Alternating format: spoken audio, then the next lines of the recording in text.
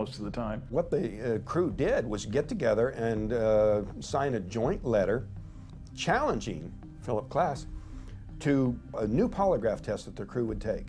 And it would have to be an examiner that was mutually agreed upon, so that that in the aftermath, when we passed, which we would, there could be no criticism that the evidence was tainted in any way.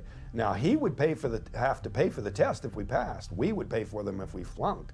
So he's got nothing to lose by accepting. He wound up basically not really accepting it because he couldn't back it up. Phil's approach was very straightforward. You start with the assumption there can't be anything to flying saucers. So every case has a prosaic explanation, he claimed. He initially stated that Travis Walton must have been out in a cabin in the woods, and that when his brother took him to Phoenix for medical exams, the puncture wound on the backside of his elbow must have been an indication that Travis was injecting LSD.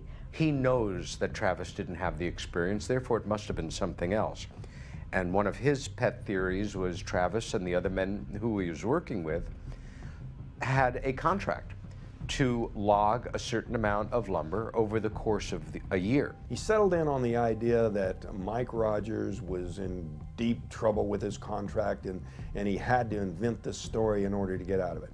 And so they came up with this perfectly rational story of Travis being hit by a beam of light from a UFO, and that's the excuse that they gave for trying to get out of the contract.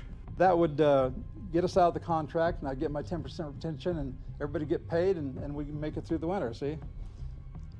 It was wrong on every count, every single count. I knew that they were having trouble with the contract. I knew that, but you see, I also know that doing some stunt like that is not going to get you out of the contract. It just ain't.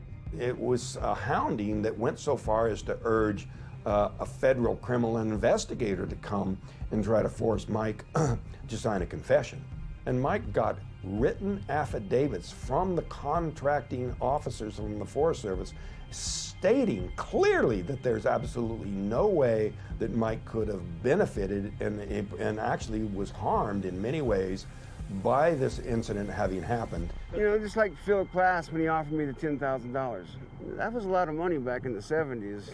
Steve Pierce, who was the youngest member of the work crew that Travis Walton was on, stated that Philip Klass offered him $10,000 in order to say